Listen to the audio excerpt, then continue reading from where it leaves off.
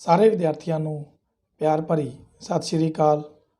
ਬਹੁਤ ਹੀ ਪਿਆਰੇ ਵਿਦਿਆਰਥੀਓ, ਅੱਜ ਆਪਾਂ ਤੁਹਾਡੇ ਪੰਜਾਬੀ ਵਿਸ਼ੇ ਦੇ ਬਹੁਤ ਹੀ ਮਹੱਤਵਪੂਰਨ ਇੱਕ ਉਪ ਵਿਸ਼ੇ ਬਾਰੇ ਗੱਲ ਕਰਾਂਗੇ ਔਰ ਉਹ ਉਪ ਵਿਸ਼ਾ ਹੈ ਪੱਤਰ ਔਰ ਬਿਨੇ ਪੱਤਰ, ਕਿ ਕਿਸ ਤਰੀਕੇ ਆਪਾਂ ਪੱਤਰ ਔਰ ਬਿਨੇ ਪੱਤਰ ਲਿਖ ਸਕਦੇ ਹਾਂ ਔਰ ਵਧੀਆ ਤਰੀਕੇ ਨਾਲ ਲਿਖ ਕੇ ਅਸੀਂ ਕਿਵੇਂ ਆਪਣੇ ਅਧਿਆਪਕ ਦੇ ਅੱਗੇ ਪੇਸ਼ ਕਰਕੇ ਵਧੀਆ ਨੰਬਰ ਪ੍ਰਾਪਤ ਕਰ ਸਕਦੇ ਹਾਂ। ਪਿਆਰੇ ਵਿਦਿਆਰਥੀਓ, ਜਿਵੇਂ ਕਿ ਤੁਸੀਂ ਜਾਣਦੇ ਹੋ ਕਿ ਪੱਤਰ ਅਤੇ ਬਿਨੇ ਪੱਤਰ ਅੱਜ ਕੱਲ੍ਹ ਇਹਨਾਂ ਦਾ ਥੋੜ੍ਹਾ ਜਿਹਾ ਚੱਲਣ ਹੈ ਉਹ ਘੱਟ ਚੁੱਕਿਆ ਹੈ, ਕਿਉਂਕਿ ਸੋਸ਼ਲ ਮੀਡੀਆ ਦਾ ਜ਼ਮਾਨਾ ਹੈ। ਲੋਕ ਅੱਜ ਕੱਲ੍ਹ ਈਮੇਲ ਦੀ ਵਰਤੋਂ ਕਰਦੇ ਆ, SMS ਦੀ ਵਰਤੋਂ ਕਰਦੇ ਆ, ਹੋਰ ਵੀ ਕਈ ਤਰ੍ਹਾਂ ਦੇ ਸੋਸ਼ਲ ਮੀਡੀਆ ਦੇ ਉੱਪਰ ਪਲੇਟਫਾਰਮ ਹੈਗੇ ਆ ਜਿਹਦੇ ਉੱਪਰ ਅੱਜ ਕੱਲ੍ਹ ਲੋਕ ਮੈਸੇਜ ਇੱਕ ਦੂਜੇ ਨੂੰ ਭੇਜਣ ਲਈ ਇਹਦੀ ਵਰਤੋਂ ਕਰਦੇ ਆ। ਪਰ ਕਿਉਂਕਿ ਅਸੀਂ ਪੰਜਾਬ ਸਕੂਲ ਸਿੱਖਿਆ ਬੋਰਡ ਦੇ ਸਿਲੇਬਸ ਦੇ ਅਨੁਸਾਰ ਚੱਲਦੇ ਹਾਂ ਔਰ ਸਾਡੇ ਸਿਲੇਬਸ ਦੇ ਵਿੱਚ ਪੱਤਰ ਔਰ ਬਿਨੇ ਪੱਤਰ ਦਰਜ ਹੁੰਦੇ ਆ, ਤਾਂ ਉਹਦੇ ਆਧਾਰ 'ਤੇ ਆਪਾਂ ਅੱਜ ਗੱਲ ਕਰਾਂਗੇ ਕਿ ਕਿਵੇਂ ਇੱਕ ਪੱਤਰ ਔਰ ਬਿਨੇ ਪੱਤਰ ਨੂੰ ਵਧੀਆ ਤਰੀਕੇ ਨਾਲ ਆਪਾਂ ਲਿਖ ਸਕਦੇ ਹਾਂ, ਉਹਨਾਂ ਦੀ ਕਿਹੜੀਆਂ-ਕਿਹੜੀਆਂ ਗੱਲਾਂ ਦਾ ਆਪਾਂ ਧਿਆਨ ਰੱਖ ਸਕਦੇ ਹਾਂ।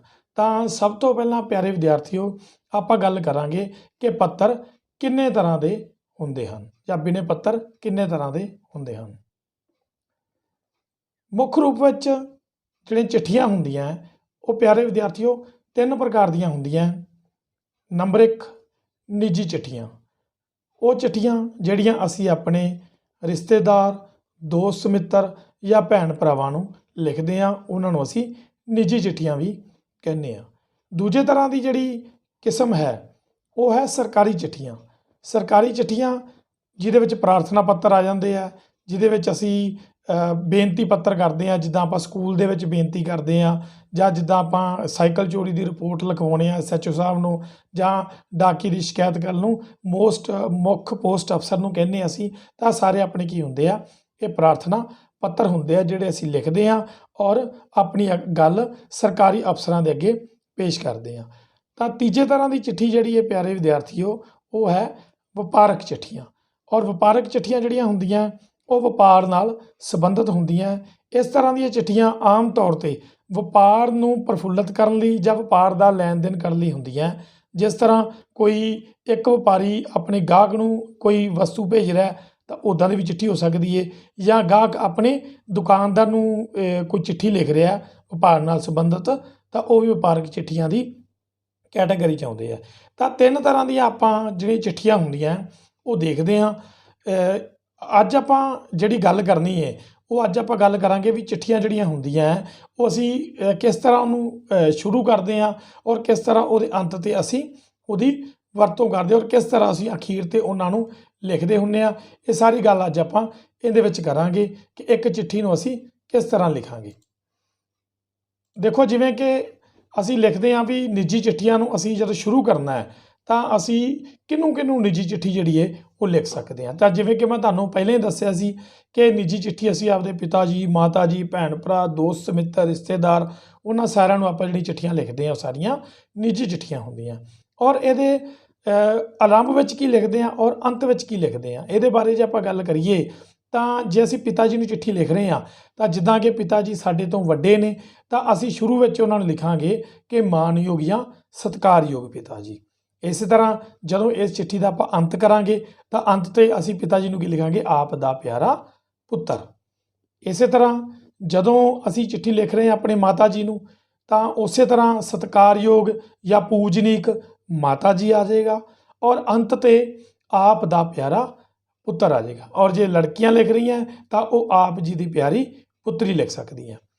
ਇਸ ਤੋਂ ਇਲਾਵਾ ਅਸੀਂ ਵੱਡੇ ਭਰਾ ਨੂੰ ਲਿਖ ਰਹੇ ਹਾਂ, ਜਿੱਦਾਂ ਉਹ ਵੀ ਸਾਡੇ ਤੋਂ ਵੱਡੇ ਆ ਤਾਂ ਉਹ ਵੀ ਅਸੀਂ ਪਿਆਰੇ ਵੀਰ ਜੀ ਕਹਿ ਸਕਦੇ ਹਾਂ।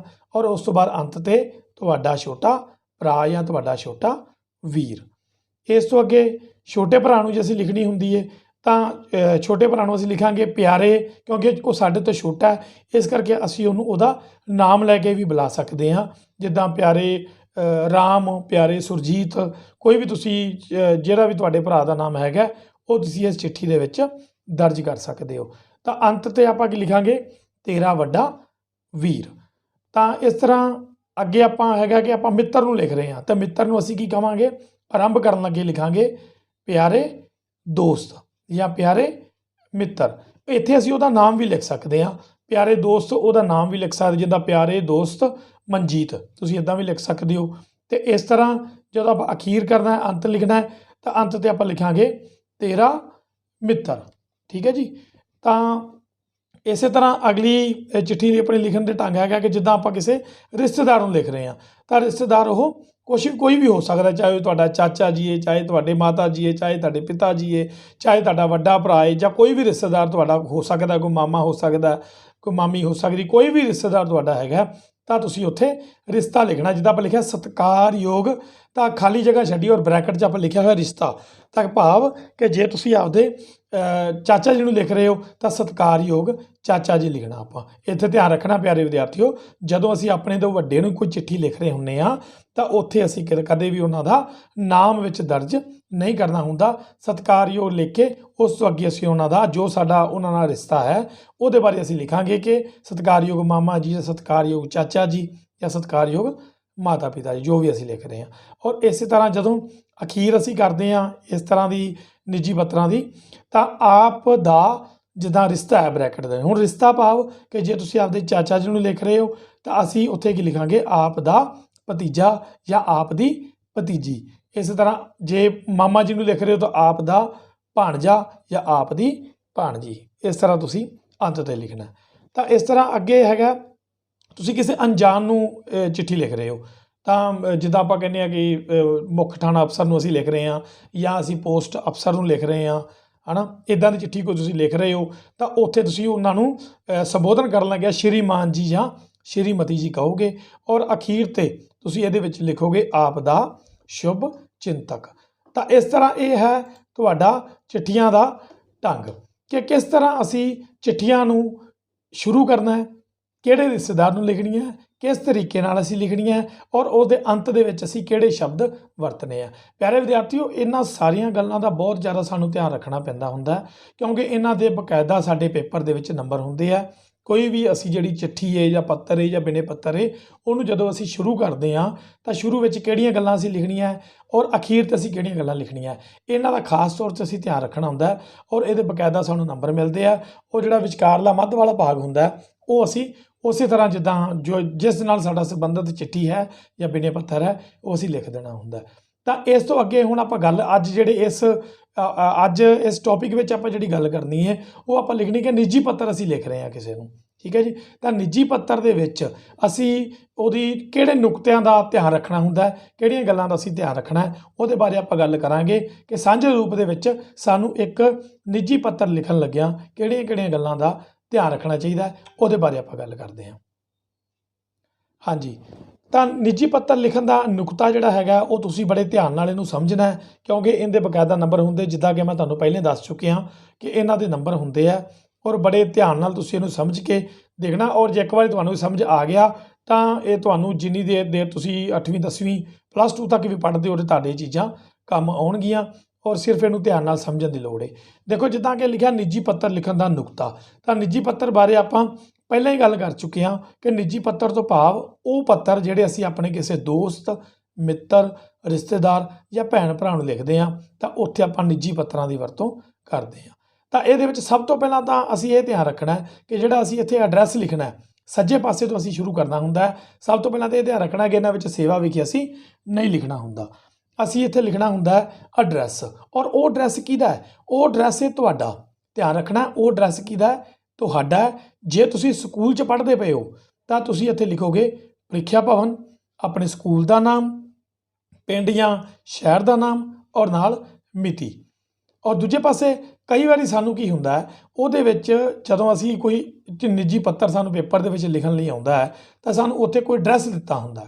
ਤਾਂ ਜੇ ਸਾਨੂੰ ਉੱਥੇ ਕੋਈ ਐਡਰੈਸ ਦਿੱਤਾ ਹੋਇਆ ਤਾਂ ਉੱਥੇ ਅਸੀਂ ਉਹ ਜਿਹੜਾ ਐਡਰੈਸ ਸਾਨੂੰ ਦਿੱਤਾ ਗਿਆ, ਮਕਾਨ ਨੰਬਰ ਦਿੱਤਾ ਗਿਆ, ਪਿੰਡ ਤੇ ਡਾਕਖਾਨਾ ਲਿਖਣ ਨੂੰ ਕਿਹਾ ਗਿਆ ਜਾਂ ਤਾਂ ਜ਼ਿਲ੍ਹਾ ਕਿਹਾ ਗਿਆ, ਉਹ ਦਿੱਤਾ ਹੁੰਦਾ ਸਾਨੂੰ ਕਿ ਤੁਹਾਡੇ ਪਿੰਡ ਦਾ ਨਾਂ ਆ ਹੈ। ਮੰਨ ਲਓ ਤੁਹਾਡਾ ਨਾਂ ਸੁਰਜੀਤ ਸਿੰਘ ਹੈ, ਤੁਹਾਡੇ ਪਿੰਡ ਤੇ ਡਾਕਖਾਨਾ ਇਹ ਹੈ, ਤੁਹਾਡਾ ਜ਼ਿਲ੍ਹਾ ਇਹ ਹੈ, ਅਤੇ ਆਪਣੇ ਕਿਸੇ ਭਰਾ, ਆਪਣੇ ਚਾਚਾ ਜੀ ਨੂੰ ਇੱਕ ਪੱਤਰ ਲਿਖੋ। ਤਾਂ ਇਸ ਤਰ੍ਹਾਂ ਜਦੋਂ ਤੁਹਾਡਾ ਐਡਰੈਸ ਉੱਥੇ ਲਿਖਿਆ ਆ ਜਾਂਦਾ ਤਾਂ ਅਸੀਂ ਇਹ ਧਿਆਨ ਰੱਖਣਾ ਕਿ ਉੱਥੇ ਜਿਹੜੀ ਚਿੱਠੀ ਹੈ ਉੱਥੇ ਅਸੀਂ ਸੱਜੇ ਪਾਸੇ ਸਾਡਾ ਐਡਰੈਸ ਆਉਣਾ ਹੈ। ਜੇ ਉੱਥੇ ਲਿਖਿਆ ਆਇਆ ਠੀਕ ਹੈ, ਜੇ ਕੋਈ ਵੀ ਐਡਰੈਸ ਸਾਨੂੰ ਉੱਥੇ ਨਹੀਂ ਦਿੱਤਾ ਹੋਇਆ ਤਾਂ ਉੱਥੇ ਅਸੀਂ ਪ੍ਰੀਖਿਆ ਭਵਨ ਦੀ ਵਰਤੋਂ ਕਰਾਂਗੇ। ਔਰ ਪ੍ਰੀਖਿਆ ਭਵਨ ਲਿਖ ਕੇ ਉਸ ਤੋਂ ਬਾਅਦ ਅਸੀਂ ਆਪਣਾ ਨਾਮ, ਆਪਣੇ ਸਕੂਲ ਦਾ ਨਾਮ ਲਿਖਾਂਗੇ, ਉਸ ਤੋਂ ਬਾਅਦ ਅਸੀਂ ਆਪਦੇ ਪਿੰਡ ਜਾਂ ਸ਼ਹਿਰ ਦਾ ਨਾਮ ਲਿਖਾਂਗੇ ਔਰ ਉਸ ਤੋਂ ਬਾਅਦ ਅਸੀਂ ਮਿਤੀ ਲਿਖਾਂਗੇ। ਠੀਕ ਹੈ ਪਿਆਰੇ ਵਿਦਿਆਰਥੀਓ। ਤਾਂ ਇਸ ਤੋਂ ਅੱਗੇ ਜੇ ਆਪਾਂ ਗੱਲ ਕਰੀਏ ਤਾਂ ਉਹ ਹੈ ਅੱਗੇ ਅਸੀਂ ਲਿਖਾਂਗੇ, ਖੱਬੇ ਪਾਸੇ ਲਿਖਾਂਗੇ ਅਸੀਂ ਸਤਿਕਾਰਯੋਗ ਜਾਂ ਪਿਆਰੇ। ਜਿੱਦਾਂ ਕਿ ਮੈਂ ਦੋਨੋਂ ਗੱਲਾਂ ਤੁਹਾਨੂੰ ਦੱਸ ਚੁੱਕਿਆ ਕਿ ਜੇ ਅਸੀਂ ਆਪਣੇ ਤੋਂ ਵੱਡੇ ਨੂੰ ਲਿਖ ਰਹੇ ਹਾਂ, ਪਿਤਾ ਜੀ ਨੂੰ, ਮਾਤਾ ਜੀ ਨੂੰ, ਚਾਚਾ ਜੀ ਨੂੰ ਜਾਂ ਵੱਡੇ ਭਰਾ ਨੂੰ, ਤਾਂ ਫਿਰ ਅਸੀਂ ਸਤਿਕਾਰਯੋਗ ਲਿਖਾਂਗੇ ਔਰ ਅੱਗੇ ਉਹਨਾਂ ਦਾ ਰਿਸ਼ਤਾ ਲਿਖਾਂਗੇ, ਜਿਵੇਂ ਸਤਿਕਾਰਯੋਗ ਪਿਤਾ ਜੀ, ਸਤਿਕਾਰਯੋਗ ਮਾਤਾ ਜੀ, ਸਤਿਕਾਰਯੋਗ ਚਾਚਾ ਜੀ। ਔਰ ਦੂਜੇ ਪਾਸੇ ਜੇ ਅਸੀਂ ਆਪਣੇ ਤੋਂ ਛੋਟੇ ਨੂੰ ਲਿਖ ਰਹੇ ਹਾਂ ਤਾਂ ਫਿਰ ਆਪਾਂ ਇੱਥੇ ਕੀ ਲਿਖਾਂਗੇ, ਪਿਆਰੇ। ਤਾਂ ਜਿੱਦਾਂ ਪਿਆਰੇ ਸੁਰਜੀਤ ਸਿੰਘ ਆਪਾਂ ਲਿਖ ਸਕਦੇ ਛੋਟੇ ਭਰਾ ਨੂੰ, ਜਾਂ ਪਿਆਰੇ ਵੀਰ ਵੀ ਆਪਾਂ ਲਿਖ ਸਕਦੇ ਹਾਂ। ਇਸ ਤੋਂ ਅਗਲੀ ਲਾਈਨ ਦੇ ਵਿੱਚ ਆਪਾਂ ਲਿਖਣਾ ਹੁੰਦਾ ਸਤਿ ਸ਼੍ਰੀ ਅਕਾਲ ਜਾਂ ਨਮਸਤੇ। ਇਹ ਆਪਣਾ ਹੋ ਗਿਆ ਸ਼ੁਰੂਆਤ, ਕਿ ਕਿਵੇਂ ਅਸੀਂ ਇੱਕ ਨਿੱਜੀ ਪੱਤਰ ਦੀ ਸ਼ੁਰੂਆਤ ਕਰਨੀ ਹੈ। ਇਸ ਗੱਲ ਨੂੰ ਬੜੇ ਧਿਆਨ ਨਾਲ ਸਮਝਣਾ ਤੁਸੀਂ। ਔਰ ਸਭ ਤੋਂ ਜ਼ਰੂਰੀ ਗੱਲ, ਜਿੱਥੇ ਜਿੱਥੇ ਕੋਮਿਆਂ ਦੀ ਵਰਤੋਂ ਕੀਤੀ ਜਾਂਦੀ ਹੈ, ਜਿਵੇਂ ਕਿ ਤੁਸੀਂ ਦੇਖੋ, ਸਭ ਤੋਂ ਪਹਿਲਾਂ ਪ੍ਰੀਖਿਆ ਭਵਨ ਦੇ ਨਾਲ ਕੋਮਾ, ਫਿਰ ਸਕੂਲ ਦੇ ਨਾਲ ਕੋਮਾ, ਫਿਰ ਪਿੰਡ ਜਾਂ ਸ਼ਹਿਰ ਦੇ ਨਾਮ ਲਿਖਣ ਦੇ ਨਾਲ ਅਸੀਂ ਡੰਡੀ ਲਾਉਣੇ ਆ। ਇਸ ਤਰ੍ਹਾਂ ਜੇ ਅਸੀਂ ਐਡਰੈਸ ਸਾਨੂੰ ਦਿੱਤਾ ਹੋਇਆ ਤਾਂ ਉਹਦੇ ਵਿੱਚ ਪਿੰਡ ਤੇ ਡਾਕਖਾਨੇ ਦੇ ਨਾਲ ਅਸੀਂ ਕੋਮਾ ਲਾਵਾਂਗੇ, ਜ਼ਿਲ੍ਹੇ ਦੇ ਪਿੱਛੇ ਅਸੀਂ ਡੰਡੀ ਲਾਵਾਂਗੇ ਔਰ ਨਾਲ ਅਸੀਂ ਕੀ ਲਿਖਾਂਗੇ, ਮਿਤੀ ਲਿਖਾਂਗੇ। ਠੀਕ ਹੈ ਜੀ। ਤਾਂ ਇਸੇ ਤਰ੍ਹਾਂ ਸਤਿਕਾਰਯੋਗ ਲਿਖਣ ਤੋਂ ਬਾਅਦ ਪਿਆਰੇ ਜਾਂ ਰਿਸ਼ਤੇ ਅਨੁਸਾਰ ਜਿਹੜਾ ਵੀ ਸਾਡਾ ਰਿਸ਼ਤਾ ਬਣਦਾ ਉਹਦੇ ਨਾਲ ਅਸੀਂ ਕੋਮੇ ਦੀ ਵਰਤੋਂ ਕਰਾਂਗੇ ਔਰ ਸਤਿ ਸ਼੍ਰੀ ਅਕਾਲ ਜਾਂ ਨਮਸਤੇ ਦੇ ਨਾਲ ਅਸੀਂ ਡੰਡੀ ਦੀ ਵਰਤੋਂ ਕਰਾਂਗੇ। ਤਾਂ ਇਸ ਤਰ੍ਹਾਂ ਜਦੋਂ ਅਸੀਂ ਕੋਈ ਵੀ ਚਿੱਠੀ ਦੀ ਸ਼ੁਰੂਆਤ ਇਸ ਤਰ੍ਹਾਂ ਕਰਦੇ ਹਾਂ ਤਾਂ ਇੱਕ ਬੜਾ ਵਧੀਆ ਸਾਡਾ ਇੱਕ ਸ਼ੁਰੂਆਤ ਜਿਹੜੀ ਹੈ ਉਹ ਚਿੱਠੀ ਦੀ ਹੋ ਜਾਂਦੀ ਹੈ। ਔਰ ਜਦੋਂ ਅਸੀਂ ਇੱਕ ਚਿੱਠੀ ਦੀ ਵਧੀਆ ਸ਼ੁਰੂਆਤ ਕਰ ਦਿੰਦੇ ਹਾਂ ਤਾਂ ਆਪਣੇ ਆਪ ਹੀ ਅੱਗੇ ਸਾਡੇ ਵਧੀਆ ਤਰੀਕੇ ਨਾਲ ਉਹਦਾ ਜਿਹੜਾ ਮੱਧ ਔਰ ਅੰਤ ਵਾਲਾ ਭਾਗ ਲਿਖਿਆ ਜਾਂਦਾ ਔਰ ਇਹਦੇ ਵਿੱਚ ਬਹੁਤ ਵਧੀਆ ਨੰਬਰ ਤੁਹਾਡੇ ਆ ਜਾਂਦੇ ਆ। ਹੁਣ ਜੇ ਆਪਾਂ ਗੱਲ ਕਰੀਏ ਵਿਸ਼ਾ ਵਸਤੂ ਦੀ, ਜੋ ਅਸੀਂ ਮੱਧ ਦੇ ਵਿੱਚ ਲਿਖਣਾ ਹੁੰਦਾ, ਤਾਂ ਜਿਹੜਾ ਵਿਸ਼ਾ ਵਸਤੂ ਹੈ ਵਿਦਿਆਰਥੀਓ, ਉਹ ਵਿਸ਼ਾ ਵਸਤੂ ਸਾਡਾ ਜੋ ਜਿਸ ਬਾਰੇ ਸਾਡਾ ਨਿੱਜੀ ਪੱਤਰ ਹੈ, ਉਹ ਵਿਸ਼ੇ ਵਸਤੂ ਬਾਰੇ ਅਸੀਂ ਕੋਈ 2 4 5 6 ਜਿੰਨੀਆਂ ਵੀ ਲਾਈਨਾਂ ਤੁਹਾਨੂੰ ਲੱਗਦੀਆਂ ਕਿ ਉਸ ਚਿੱਠੀ ਦੀਆਂ ਹੋ ਸਕਦੀਆਂ, ਉਸ ਪੱਤਰ ਦੀਆਂ ਹੋ ਸਕਦੀਆਂ, ਤਾਂ ਉਹ ਅਸੀਂ ਉੱਥੇ ਲਿਖਣੀ ਹੁੰਦੀ ਹੈ। ਜਿਸ ਤਰ੍ਹਾਂ ਦਾ ਵੀ ਹੈ ਉਹ ਤੁਸੀਂ ਇੱਥੇ ਵਿਸ਼ਾ ਵਸਤੂ ਦੇ ਸਥਾਨ 'ਤੇ ਮੱਧ ਵਾਲੇ ਭਾਗ ਦੇ ਵਿੱਚ ਤੁਸੀਂ ਇਹ ਲਿਖਣਾ ਹੁੰਦਾ ਹੈ। ਅੱਗੇ ਆਪਾਂ ਇਹਦੇ ਬਾਰੇ ਕੋਈ ਚਿੱਠੀ ਬਾਰੇ ਗੱਲ ਕਰਾਂਗੇ ਤਾਂ ਤੁਹਾਨੂੰ ਇਹ ਸਮਝ ਆ ਜਾਏਗਾ ਕਿਸ ਤਰ੍ਹਾਂ ਅਸੀਂ ਵਿਸ਼ਾ ਵਸਤੂ ਜਿਹੜਾ ਹੁੰਦਾ ਉਹ ਲਿਖਣਾ ਹੁੰਦਾ। ਇਸ ਤੋਂ ਅੱਗੇ ਆਪਾਂ ਗੱਲ ਕਰਦੇ ਹਾਂ ਅੰਤ ਦੀ। ਹੁਣ ਅੰਤ ਦੇ ਵਿੱਚ ਜਿਹੜਾ ਸਾਡਾ ਅਖੀਰ ਲਿਖਣਾ ਹੁੰਦਾ ਤਾਂ ਉਹ ਆਪਾਂ ਲਿਖਣਾ ਹੁੰਦਾ ਆਪ ਦਾ, ਫਿਰ ਉਸੇ ਤਰ੍ਹਾਂ ਖਾਲੀ ਥਾਂ ਛੱਡੀਏ, ਭਾਵ ਕਿ ਸਾਡਾ ਇੱਥੇ ਰਿਸ਼ਤਾ ਕੀ ਹੈ।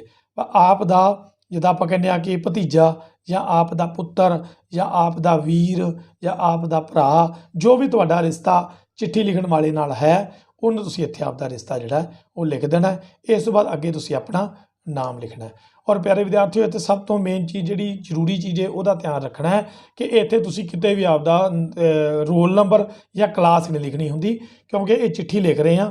ਸਿਰਫ ਅਸੀਂ ਨਾਮ ਦੇ ਨਾਲ ਜਦੋਂ ਅਸੀਂ ਆਪਣਾ ਸਕੂਲ ਦਾ ਐਡਰੈਸ ਲਿਖਦੇ ਹੁੰਦੇ ਹਾਂ, ਭਾਵ ਕਿ ਅਸੀਂ ਲਿਖਦੇ ਹਾਂ ਨਾਮ ਸੁਰਜੀਤ ਸਿੰਘ, ਕਲਾਸ 8ਵੀਂ, ਸੈਕਸ਼ਨ A, ਰੋਲ ਨੰਬਰ 12, ਉਹ ਅਸੀਂ ਉਦੋਂ ਲਿਖਣਾ ਹੁੰਦਾ ਜਦੋਂ ਅਸੀਂ ਸਕੂਲ ਦੇ ਪ੍ਰਿੰਸੀਪਲ ਨੂੰ ਅਰਜੀ ਲਿਖ ਰਹੇ ਹਾਂ।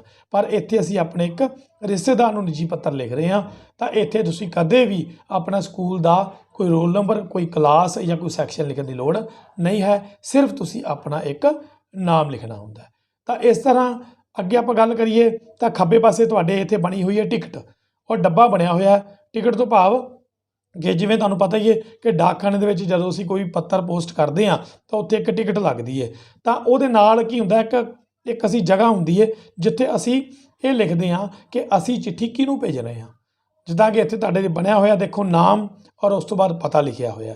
ਤਾਂ ਇਸੇ ਗੱਲ ਦੇ ਵਿੱਚ ਅਸੀਂ ਇੱਕ ਗੱਲ ਦਾ ਸਭ ਤੋਂ ਜ਼ਰੂਰੀ ਧਿਆਨ ਰੱਖਣਾ ਹੈ, ਇਹ ਐਡਰੈਸ ਉਹਦਾ ਹੈ ਜਿਹਨੂੰ ਤੁਸੀਂ ਚਿੱਠੀ ਲਿਖ ਰਹੇ ਹੋ। ਜਿੱਦਾਂ ਉਦਾਹਰਨ ਦੇ ਤੌਰ 'ਤੇ ਇੱਕ ਤੁਸੀਂ ਆਪਦੇ ਵੱਡੇ ਭਰਾ ਨੂੰ ਲਿਖ ਰਹੇ ਹੋ ਤਾਂ ਪਿਆਰੇ ਵੀਰ ਜੀ, ਜਾਂ ਵੱਡਾ ਭਰਾ ਆਪਣੇ ਛੋਟੇ ਭਰਾ ਨੂੰ ਲਿਖ ਰਿਹਾ, ਜਿੱਦਾਂ ਉਹ ਲਿਖ ਰਿਹਾ ਪਿਆਰੇ ਵੀਰ ਸੁਰਜੀਤ, ਤਾਂ ਵੱਡਾ ਭਰਾ ਆਪਣੇ ਛੋਟੇ ਭਰਾ ਸੁਰਜੀਤ ਨੂੰ ਲਿਖ ਰਿਹਾ। ਤਾਂ ਅਸੀਂ ਇੱਕ ਗੱਲ ਦਾ ਧਿਆਨ ਰੱਖਣਾ ਹੈ ਕਿ ਜਦੋਂ ਅਸੀਂ ਇਸ ਤਰ੍ਹਾਂ ਦੀ ਚਿੱਠੀ ਲਿਖਣੀ ਹੈ ਤਾਂ ਉਸ ਐਡਰੈਸ ਦੇ ਵਿੱਚ ਅਸੀਂ ਜੇ ਸੁਰਜੀਤ ਸਿੰਘ ਨੂੰ ਚਿੱਠੀ ਲਿਖੀਏ ਤਾਂ ਸਾਡਾ ਜਿਹੜਾ ਨਾਮ ਹੈ ਉਸ ਐਡਰੈਸ ਦੇ ਵਿੱਚ ਸੁਰਜੀਤ ਸਿੰਘ ਦਾ ਹੀ ਆਉਣਾ ਚਾਹੀਦਾ। ਜੇ ਅਸੀਂ ਉਸ 'ਤੇ ਆਪਣੇ ਮਾਤਾ ਜੀ ਨੂੰ ਲਿਖ ਰਹੇ ਹਾਂ ਤਾਂ ਐਡਰੈਸ ਵਿੱਚ ਤੁਹਾਡੇ ਮਾਤਾ ਜੀ ਦਾ ਨਾਮ ਹੋਣਾ ਚਾਹੀਦਾ। ਇਸ ਗੱਲ ਦਾ ਸਾਰੇ ਬੱਚਿਆਂ ਨੇ ਖਾਸ ਤੌਰ 'ਤੇ ਧਿਆਨ ਰੱਖਣਾ। ਤਾਂ ਇਹ ਸੀ ਆਪਣੇ ਵਿਦਿਆਰਥੀਓ ਅੱਜ ਦਾ, ਇਸ ਚਿੱਠੀ ਨੂੰ ਕਿਵੇਂ ਅਸੀਂ ਫਰੇਮ ਕਰਨਾ ਹੁੰਦਾ, ਕਿਸ ਤਰ੍ਹਾਂ ਅਸੀਂ ਲਿਖਣਾ ਹੁੰਦਾ, ਕਿਸ ਤਰ੍ਹਾਂ ਉਹਦੀ ਅਸੀਂ ਸ਼ੁਰੂਆਤ ਕਰਨੀ ਹੁੰਦੀ ਹੈ, ਕਿਸ ਤਰ੍ਹਾਂ ਮੱਧ ਵਾਲਾ ਭਾਗ ਲਿਖਣਾ ਔਰ ਕਿਸ ਤਰ੍ਹਾਂ ਅਸੀਂ ਇਹਦਾ ਅੰਤ ਕਰਨਾ ਹੁੰਦਾ। ਤਾਂ ਇਹ ਹੁਣ ਆਪਾਂ ਅੱਗੇ ਗੱਲ ਕਰਾਂਗੇ ਕਿ ਅੱਜ ਦੇ ਆਪਣੀ ਚਿੱਠੀ ਬਾਰੇ, ਨਿੱਜੀ ਪੱਤਰ ਬਾਰੇ, ਕਿ ਕਿਸ ਤਰ੍ਹਾਂ ਉਹਨੂੰ ਆਪਾਂ ਲਿਖ ਸਕਦੇ ਹਾਂ।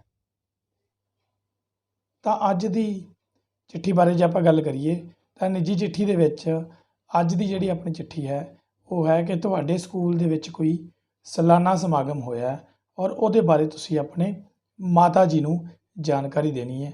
ਇਸ ਬਾਰੇ ਆਪਾਂ ਅੱਜ ਦੀ ਚਿੱਠੀ ਲਿਖਾਂਗੇ ਔਰ ਇਹਦੇ ਬਾਰੇ ਵਿਚਾਰ ਚਰਚਾ ਕਰਾਂਗੇ। ਮਾਤਾ ਜੀ ਨੂੰ ਸਾਲਾਨਾ ਸਮਾਰੋਹ ਦੀ ਜਾਣਕਾਰੀ ਦੇਣ ਲਈ ਪੱਤਰ ਲਿਖੋ। ਤਾਂ ਜਿੱਦਾਂ ਕਿ ਪਿਆਰੇ ਵਿਦਿਆਰਥੀਓ, ਤੁਹਾਨੂੰ ਸ਼ੁਰੂ ਤੋਂ ਹੀ ਮੈਂ ਦੱਸਿਆ ਸੀ ਕਿ ਅਸੀਂ ਸ਼ੁਰੂਆਤ ਕਿੱਥੋਂ ਕਰਨੀ ਹੈ? ਪ੍ਰੀਖਿਆ ਭਵਨ ਤੋਂ। ਪ੍ਰੀਖਿਆ ਭਵਨ ਕੌਮਾ ਸਰਕਾਰੀ senior secondary smart school Mana Singh ਵਾਲਾ, ਮਿਤੀ 15/6/2021। ਇੱਥੇ ਵਿਦਿਆਰਥੀਓ ਤੁਸੀਂ ਸਾਰੇ ਬੱਚਿਆਂ ਨੇ ਧਿਆਨ ਰੱਖਣਾ ਹੈ ਕਿ ਜਿੱਥੇ ਜਿੱਥੇ ਕੌਮੇ ਲਗਾਏ ਗਏ ਹੈ, ਜਿੱਦਾਂ ਪ੍ਰੀਖਿਆ ਭਵਨ ਦੇ ਨਾਲ ਕੌਮਾ, ਸਕੂਲ ਦੇ ਨਾਲ ਕੌਮਾ, ਔਰ ਉਸ ਤੋਂ ਬਾਅਦ ਜਿਹੜਾ ਤੁਸੀਂ ਪ੍ਰੀਖਿਆ ਭਵਨ ਦੇ ਨਾਲ ਕੌਮਾ, ਉਸ ਤੋਂ ਬਾਅਦ ਤੁਸੀਂ ਸਕੂਲ ਦੇ ਨਾਲ ਕੌਮਾ, ਔਰ ਉਸ ਤੋਂ ਬਾਅਦ ਜਿਹੜਾ ਪਿੰਡ ਦਾ ਨਾਮ ਲਿਖਿਆ ਜਾਂ ਤੁਸੀਂ ਸ਼ਹਿਰ ਦਾ ਨਾਮ ਲਿਖਿਆ ਉਹਦੇ ਨਾਲ ਤੁਸੀਂ ਕੀ ਲਾਉਣੀ ਹੈ? ਡੰਡੀ ਲਗਾਉਣੀ ਹੈ। ਔਰ ਮਿਤੀ ਦੇ ਨਾਲ ਤੁਸੀਂ ਕਦੇ ਵੀ ਨਾ ਤਾਂ ਕੌਮੇ ਦੀ ਵਰਤੋਂ ਕਰਨੀ ਹੈ ਔਰ ਨਾ ਹੀ ਤੁਸੀਂ ਡੰਡੀ ਦੀ ਵਰਤੋਂ ਕਰਨੀ ਹੈ। ਇੱਥੇ ਇੱਕ ਤਰੀਕਾ ਹੋਰ ਵੀ ਹੈਗਾ ਮਿਤੀ ਲਿਖਣ ਦਾ, ਜਿੱਦਾਂ ਮੈਂ ਇੱਥੇ ਲਿਖਿਆ 15/6/2021, ਇਹਨੂੰ ਤੁਸੀਂ 15 ਜੂਨ 2021 ਵੀ ਲਿਖ ਸਕਦੇ ਹੋ। ਇਹਦੇ ਵਿੱਚ ਮੈਂ ਜਿੱਦਾਂ ਜੋੜਨੀ ਪਾਈ ਗਈ ਹੈ, ਤੁਸੀਂ ਇਹਨੂੰ ਟੇਢੀ ਲਾਈਨ ਕਰਕੇ ਵੀ ਇਹਨਾਂ ਨੂੰ ਅੱਡ ਅੱਡ ਕਰ ਸਕਦੇ ਹੋ। 15/6/2021 ਨੂੰ ਜਿਸ ਤਰੀਕੇ ਨਾਲ ਵੀ ਤੁਸੀਂ ਚਾਹੋ ਇੱਥੇ ਮਿਤੀ ਪਾ ਸਕਦੇ ਹੋ। ਪਰ ਇੱਕ ਗੱਲ ਦਾ ਧਿਆਨ ਰੱਖਣਾ ਸਾਰਿਆਂ ਨੇ, ਮਿਤੀ ਪਾਉਣੀ ਜ਼ਰੂਰ ਹੈ ਇੱਥੇ, ਕਿਉਂਕਿ ਚਿੱਠੀਆਂ ਦੇ ਵਿੱਚ, ਨਿੱਜੀ ਪੱਤਰਾਂ ਦੇ ਵਿੱਚ ਹਮੇਸ਼ਾ ਜਿਹੜੀ ਸਾਡਾ ਮਿਤੀ ਹੁੰਦੀ ਉਹ ਉੱਪਰ ਹੀ ਪਾਈ ਜਾਂਦੀ ਹੈ। ਇਸ ਤੋਂ ਅੱਗੇ ਜਿੱਦਾਂ ਕਿ ਆਪਾਂ ਮਾਤਾ ਜੀ ਨੂੰ ਸਾਲਾਨਾ ਸਮਾਰੋਹ ਦੀ ਜਾਣਕਾਰੀ ਦੇਣੀ ਹੈ, ਤਾਂ ਆਪਾਂ ਆਪਣੇ ਤੋਂ ਵੱਡੇ ਨੇ, ਮੈਂ ਤੁਹਾਨੂੰ ਪਹਿਲਾਂ ਵੀ ਦੱਸਿਆ ਕਿ ਜਦੋਂ ਅਸੀਂ ਆਪਣੇ ਤੋਂ ਕਿਸੇ ਵੱਡੇ ਨੂੰ ਚਿੱਠੀ ਪੱਤਰ ਲਿਖਦੇ ਹਾਂ ਤਾਂ ਅਸੀਂ ਕਿਹੜੇ ਸ਼ਬਦ ਦੀ ਵਰਤੋਂ ਕਰਦੇ ਹਾਂ? ਸਤਿਕਾਰਯੋਗ। ਤਾਂ ਅਸੀਂ ਇੱਥੇ ਚਿੱਠੀ ਲਿਖ ਰਹੇ ਹਾਂ ਮਾਤਾ ਜੀ ਨੂੰ, ਤਾਂ ਅਸੀਂ ਲਿਖਾਂਗੇ ਸਤਿਕਾਰਯੋਗ ਮਾਤਾ ਜੀ। ਧਿਆਨ ਰੱਖਣਾ ਹੈ, ਮਾਤਾ ਜੀ ਜਦੋਂ ਆਪਾਂ, ਮੈਂ ਦੱਸਿਆ ਸੀ ਤੁਹਾਨੂੰ ਕਿ ਜਦੋਂ ਅਸੀਂ ਵੱਡਿਆਂ ਨੂੰ ਲਿਖਣੇ ਕਦੇ ਵੀ ਉਹਨਾਂ ਦੇ ਨਾਂ ਦੀ ਵਰਤੋਂ ਅਸੀਂ ਨਹੀਂ ਕਰਨੀ ਹੁੰਦੀ ਇੱਥੇ, ਔਰ ਸਿਰਫ ਉਹਨਾਂ ਦਾ ਅਸੀਂ ਜੋ ਸਾਡੇ ਉਹ ਰਿਸ਼ਤੇ 'ਚ ਲੱਗਦੇ ਆ, ਚਾਹੇ ਉਹ ਮਾਤਾ ਜੀ ਨੇ, ਚਾਹੇ ਉਹ ਪਿਤਾ ਜੀ ਨੇ, ਚਾਹੇ ਉਹ ਚਾਚਾ ਜੀ ਨੇ, ਚਾਹੇ ਉਹ ਵੱਡੇ ਭਰਾ ਨੇ, ਉਹਨਾਂ ਦਾ ਅਸੀਂ ਸਿਰਫ ਆਪਣਾ ਰਿਸ਼ਤਾ ਹੀ ਉਹਨਾਂ ਨਾਲ ਲਿਖਣਾ ਹੁੰਦਾ ਜੋ ਸਾਡੇ ਉਹ ਲੱਗਦੇ ਨੇ। ਇਸ ਤੋਂ ਅੱਗੇ ਇਹਦੇ ਨਾਲ ਕੌਮਾ ਲਗਾਉਣਾ ਤੁਸੀਂ, ਔਰ ਇਸ ਤੋਂ ਅੱਗੇ ਸਤਿ ਸ਼੍ਰੀ ਅਕਾਲ, ਇਹਦੇ ਨਾਲ ਤੁਸੀਂ ਕੀ ਲਗਾਉਣੀ ਹੈ? ਡੰਡੀ ਦੀ ਵਰਤੋਂ ਕਰਨੀ ਹੈ। ਤਾਂ ਇਹ ਸੀ ਸਾਡਾ ਸ਼ੁਰੂਆਤ ਵਾਲਾ ਭਾਗ। ਹੁਣ ਅਸੀਂ ਗੱਲ ਕਰਾਂਗੇ ਕਿ ਮੱਧ ਵਾਲੇ ਭਾਗ ਦੇ ਵਿੱਚ ਅਸੀਂ ਕਿਹੜੀਆਂ ਕਿਹੜੀਆਂ ਲਾਈਨਾਂ ਲਿਖ ਸਕਦੇ ਹਾਂ ਔਰ ਕਿਹੜੀਆਂ ਕਿਹੜੀਆਂ ਸ਼ਬਦ ਜਿਹੜੇ ਹੈ, ਕਿਹੜੀਆਂ ਕਿਹੜੀਆਂ ਲਾਈਨਾਂ ਦੇ ਅਸੀਂ ਇੱਥੇ ਵਰਤੋਂ ਕਰ ਸਕਦੇ ਹਾਂ। ਕੀ ਲਿਖਾਂਗੇ ਆਪਾਂ? ਪਿਛਲੇ ਦਿਨੀ ਸਾਡੇ ਸਕੂਲ ਵਿੱਚ ਸਾਲਾਨਾ ਇਨਾਮ ਵੰਡ ਸਮਾਰੋਹ ਦਾ ਆਯੋਜਨ ਕੀਤਾ ਗਿਆ। ਉਸ ਦਿਨ ਸਾਰਾ ਸਕੂਲ ਸਜਿਆ ਹੋਇਆ ਸੀ। ਇਸ ਸਮਾਰੋਹ ਦੀ ਪ੍ਰਧਾਨਗੀ ਮਾਨਯੋਗ ਸਿੱਖਿਆ ਸਕੱਤਰ ਪੰਜਾਬ ਸ਼੍ਰੀ ਕ੍ਰਿਸ਼ਨ ਕੁਮਾਰ ਜੀ ਨੇ ਕੀਤੀ।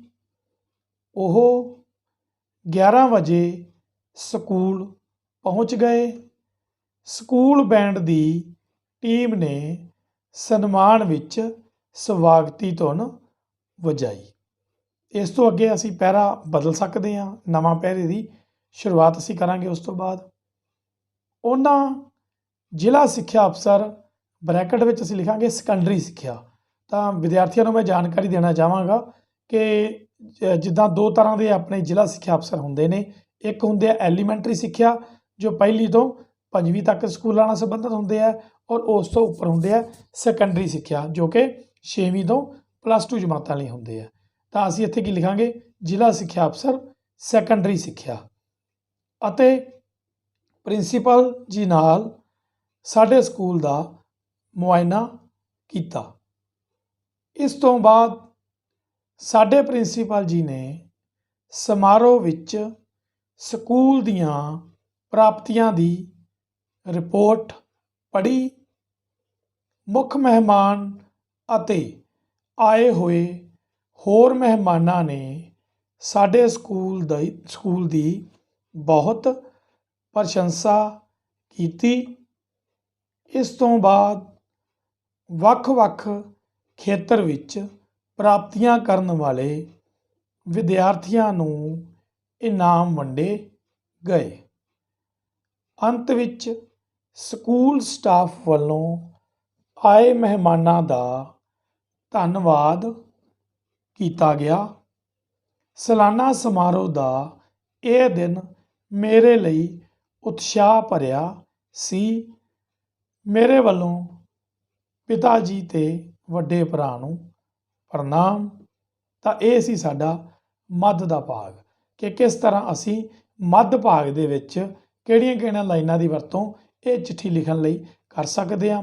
ਤੁਸੀਂ ਇਸ ਤੋਂ ਇਲਾਵਾ ਜੇ ਚਾਹੋ ਤਾਂ ਲਾਈਨਾਂ ਆਪਣੇ ਹਿਸਾਬ ਨਾਲ ਵਧਾ ਵੀ ਸਕਦੇ ਹੋ ਔਰ ਹੋਰ ਵੀ ਲਾਈਨਾਂ ਲਿਖ ਸਕਦੇ ਹੋ। ਇਸ ਨੂੰ ਮੱਧ ਭਾਗ ਨੂੰ ਜੇ ਤੁਸੀਂ ਵੱਡਾ ਕਰਨਾ ਚਾਹੋ ਤਾਂ ਵੱਡਾ ਵੀ ਕਰ ਲਓਗੇ। ਉਹਦੇ ਨਾਲ ਤੁਹਾਡੀ ਚਿੱਠੀ ਹੋਰ ਜ਼ਿਆਦਾ ਪ੍ਰਭਾਵਸ਼ਾਲੀ ਬਣ ਸਕਦੀ ਹੈ। ਨਹੀਂ ਤਾਂ ਘੱਟੋ ਘੱਟ 8 ਤੋਂ 10 ਲਾਈਨਾਂ, 7 ਤੋਂ 8 ਲਾਈਨਾਂ ਤੁਸੀਂ ਇਸ ਚਿੱਠੀ ਵਾਸਤੇ ਜਿਹੜੀਆਂ ਤੁਹਾਨੂੰ ਮੈਂ ਇੱਥੇ ਕਰਵਾਈਆਂ, ਇੰਨੀਆਂ ਘੱਟੋ ਘੱਟ ਤੁਸੀਂ ਜ਼ਰੂਰ ਵਰਤੋਂ ਕਰਨੀ ਹੈ। ਤਾਂ ਹੁਣ ਆਪਾਂ ਗੱਲ ਕਰਾਂਗੇ ਅੰਤ ਵਾਲੇ ਭਾਗ ਦੀ।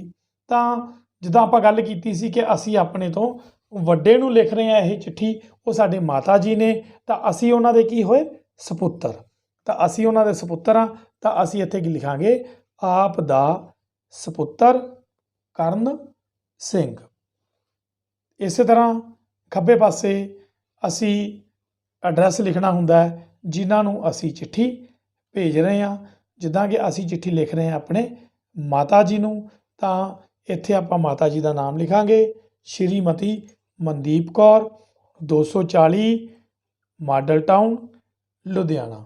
ਔਰ ਨਾਲ ਇੱਥੇ ਟਿਕਟ ਵੀ ਅਸੀਂ ਸ਼ਬਦ ਲਿਖ ਦਾਂਗੇ ਤਾਂ ਕਿ ਸਾਨੂੰ ਇਹ ਗੱਲ ਕਲੀਅਰ ਹੋ ਜੇ ਕਿ ਇਸ ਪਾਸੇ ਟਿਕਟ ਵੀ ਲੱਗਦੀ ਹੈ। ਔਰ ਇਸ ਗੱਲ ਦਾ ਧਿਆਨ ਰੱਖਣਾ, ਐਡਰੈਸ ਹਮੇਸ਼ਾ ਅਸੀਂ ਆਪਣੀ ਚਿੱਠੀ ਦੇ ਖੱਬੇ ਪਾਸੇ ਲਿਖਣਾ ਹੁੰਦਾ ਹੈ। ਸੱਜੇ ਪਾਸੇ ਅਸੀਂ ਸਿਰਫ ਆਪਣਾ ਆਪ ਦਾ ਸਪੁੱਤਰ ਕਰਨ ਸਿੰਘ ਲਿਖ ਕੇ ਜਾਂ ਹੋਰ ਜੋ ਵੀ ਸ਼ਬਦ ਅਸੀਂ ਵਰਤ ਰਹੇ ਹਾਂ ਉਹ ਲਿਖਾਂਗੇ, ਔਰ ਖੱਬੇ ਪਾਸੇ ਅਸੀਂ ਐਡਰੈਸ ਜਿਹੜਾ ਉਹ ਲਿਖਾਂਗੇ। ਤਾਂ ਇੱਕ ਦੋ ਗੱਲਾਂ ਦਾ ਪਿਆਰੇ ਵਿਦਿਆਰਥੀਓ ਤੁਸੀਂ ਸਾਰਿਆਂ ਨੇ ਧਿਆਨ ਰੱਖਣਾ ਜਦੋਂ ਤੁਸੀਂ ਚਿੱਠੀ ਨੂੰ ਲਿਖਣਾ। ਜਦੋਂ ਵੀ ਅਸੀਂ ਚਿੱਠੀ ਲਿਖ ਰਹੇ ਹੁੰਦੇ ਆ ਤਾਂ ਇੱਕ ਤਾਂ ਕੌਮੇ ਔਰ ਡੰਡੀਆਂ ਦਾ ਅਸੀਂ ਖਾਸ ਤੌਰ 'ਤੇ ਧਿਆਨ ਰੱਖਣਾ ਕਿ ਕੌਮੇ ਡੰਡੀਆਂ ਦੀ ਅਸੀਂ ਵਰਤੋਂ ਕਿੱਥੇ ਕਿੱਥੇ ਕਰਨੀ ਹੈ ਔਰ ਕਿਵੇਂ ਕਿਵੇਂ ਕਰਨੀ ਹੈ। ਔਰ ਦੂਸਰੇ ਨੰਬਰ 'ਤੇ ਜੇ ਤੁਸੀਂ ਬੋਰਡ ਦੀ ਕਲਾਸ ਦੇ ਵਿੱਚ ਪੜ੍ਹ ਰਹੇ ਹੋ, ਭਾਵ ਕਿ ਤੁਸੀਂ 8ਵੀਂ 10ਵੀਂ ਜਾਂ +2 ਕਲਾਸ ਵਿੱਚ ਜੇ ਪੜ੍ਹ ਰਹੇ ਹੋ, ਤਾਂ ਤੁਸੀਂ ਕਿਤੇ ਵੀ ਇੱਥੇ ਆਪਣੇ ਸਕੂਲ ਦਾ ਨਾਮ ਨਹੀਂ ਲਿਖਣਾ ਔਰ ਨਾ ਹੀ ਤੁਸੀਂ ਕਿਤੇ ਆਪਣਾ ਨਾਮ ਲਿਖਣਾ। ਭਾਵ ਕਿ ਜਿੱਦਾਂ ਅਸੀਂ ਪ੍ਰੀਖਿਆ ਭਵਨ ਸ਼ਬਦ ਲਿਖਿਆ, ਉਸ ਤੋਂ ਬਾਅਦ ਤੁਸੀਂ ਬਿੰਦੀਆਂ ਬਿੰਦੀਆਂ ਲਗਾ ਕੇ ਅੱਗੇ ਸਕੂਲ ਲਿਖ ਦਿਓ ਔਰ ਤੀਜੇ ਨੰਬਰ 'ਤੇ ਬਿੰਦੀਆਂ ਬਿੰਦੀਆਂ ਡੈਸ਼ ਡੈਸ਼ ਲਗਾ ਕੇ ਤੁਸੀਂ ਸ਼ਹਿਰ ਜਾਂ ਪਿੰਡ ਲਿਖ ਦਿਓ।